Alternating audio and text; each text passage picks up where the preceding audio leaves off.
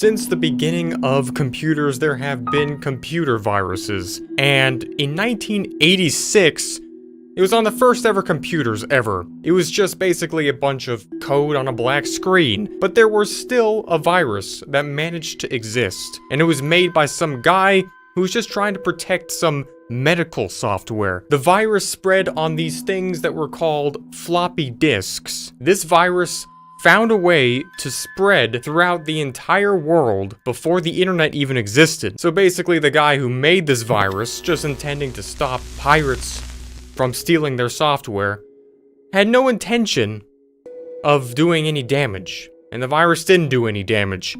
But things only got worse. The I love you virus. So imagine just opening up your emails and seeing one saying I love you from an unknown sender. Already seems completely legit, but once you clicked on this thing, all that would happen is that you would see an attachment, you click that attachment, and immediately everyone's computer would be infected of this virus, and all their files would be corrupted. The first thing that the virus did after that would go to the contact list of each computer in Windows and send itself through the accounts of each person to everyone else on those computers. At one point, 10% of everyone who used the internet got this virus. So basically this thing was like the bubonic plague of computer viruses and ended up costing $8 billion in damage. The guy who made the virus said that they were just trying to collect some accounts to access the internet. Yeah, that's kind of like just saying you want to get a free Roblox account, so you drop the Tsar Bomba on Roblox headquarters. Yeah, don't do that, by the way. And then there was My Doom, which spread in a similar way, where I Love You virus had in the amount of people it was able to infect.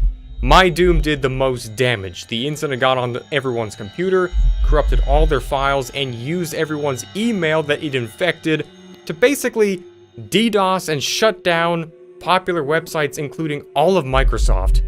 This was so bad that Microsoft literally said that they would give $250,000 to anyone who would just figure out who made this thing. And to this day, no one has. That's what makes this one even more creepy, like no one ever found out who actually did it. All of this up till now is all just kind of fun and games.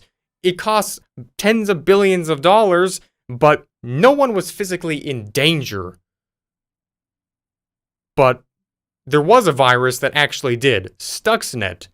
This virus somehow managed to make computers physically implode on themselves. Also another virus that no one knows specifically who made. But the main thing it was able to do was go across seas and damage computers that controlled nuclear silos and nuclear facilities. So that's safe. But you're safe sitting across this screen from all of these things. Nothing like this could ever actually harm you. Except for someone named Brian.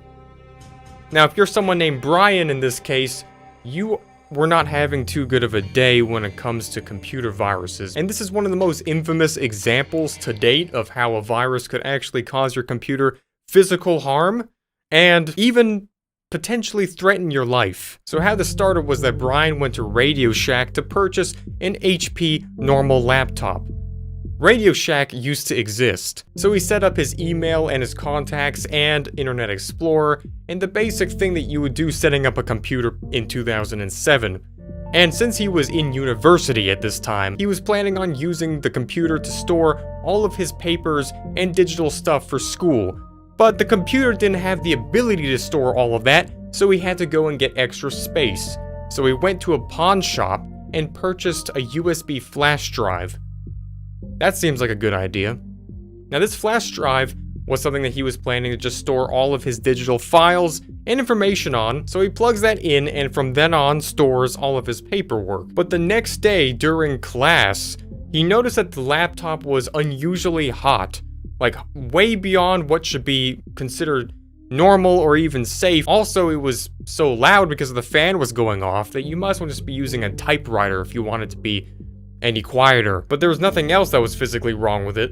And after that, it started going back to normal. But going forward from this, Brian, the purchaser of this computer, noticed so many small problems with this laptop, ranging from things such as just all of a sudden turning off and going into safe mode during the usage of it, to the desktop background being randomly changed to black, Brian would notice that all of these symptoms would go away the instant that he plugged in this USB flash drive.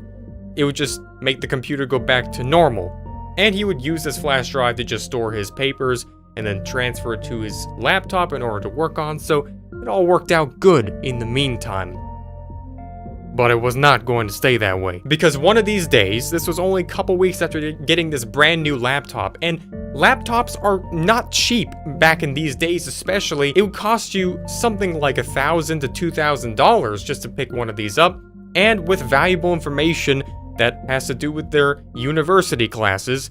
But regardless of that, they're in their kitchen talking to a couple of their roommates in their dorm, and they all of a sudden start smelling something that smells out of the ordinary, almost like a burning smell, like smoke. One of them points out is that it doesn't smell like good cooking, which is a good way to describe it. It doesn't smell like that there's some kind of a barbecue going on outside, but instead, like the smell of melting plastic. They go and investigate where it could be coming from, because they notice that it becomes more and more strong the closer they get to Brian's main room.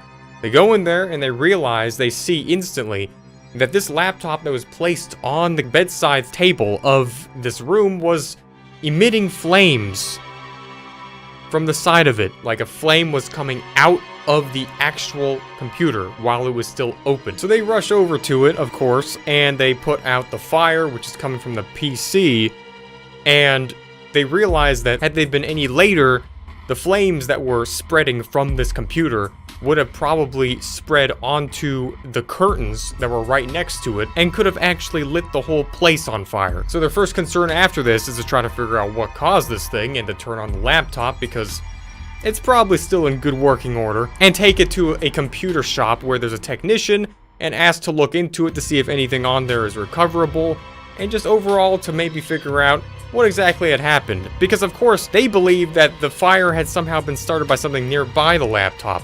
Maybe an outlet spark or something, because it doesn't seem like some kind of a personal computer could just burst into flames. But it burst into flames. And that's exactly what this technician had found out. The literal fire had came from the inside of the computer because it just literally became too hot. The fans had malfunctioned and stopped working for no apparent reason. And curiously, through this whole thing, Brian had left his flash drive connected into the laptop, so when he delivered it to the technician at this computer shop, it just happened to still be in there. This technician couldn't really do anything, but he found this USB, and just out of a whim, he just took it and plugged it in on a test computer just to see what was in it and see if there was any recoverable files. And this is where he found the source of the problem.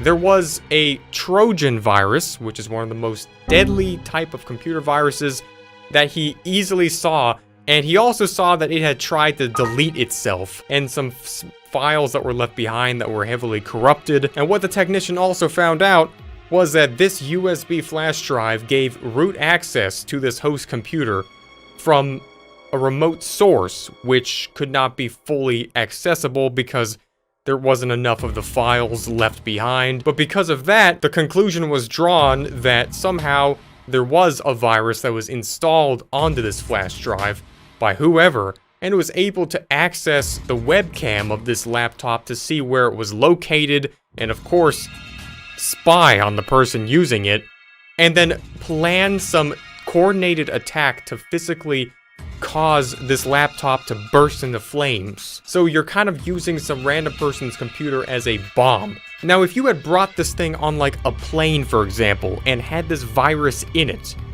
could you just imagine the type of thing that could have happened? And also, this computer technician at this store found traces of files that were left behind on this flash drive that related and were similar in appearance to what my Doom would do to computers. So it's almost like that was part of the whole mix too. And the same virus was experienced by a few others, but it never really was far-reaching enough to get anywhere, and it only ended up getting the nickname of the flash drive Trojan, which is a virus that somehow managed to only spread through these flash drives, which even then are now not really too common. So this thing definitely did not have the ability to spread that far, but if you got it, you literally were pretty much over with. So if I Love You was the bubonic plague of viruses and this was probably the Ebola, chances are the average person wasn't gonna get this.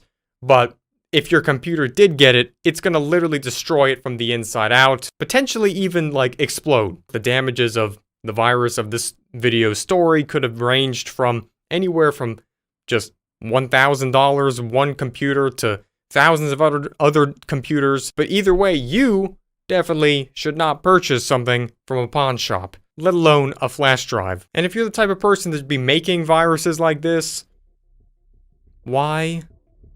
Don't do that. Anyways, this has been the virus that can physically damage your computer and you, so be careful. But generally speaking, as long as you go about 2 inches below this screen and press the red subscribe button, you'll be protected from viruses like this without even trying. I'll see you in the next video, and thanks for watching this one. Until then, goodbye.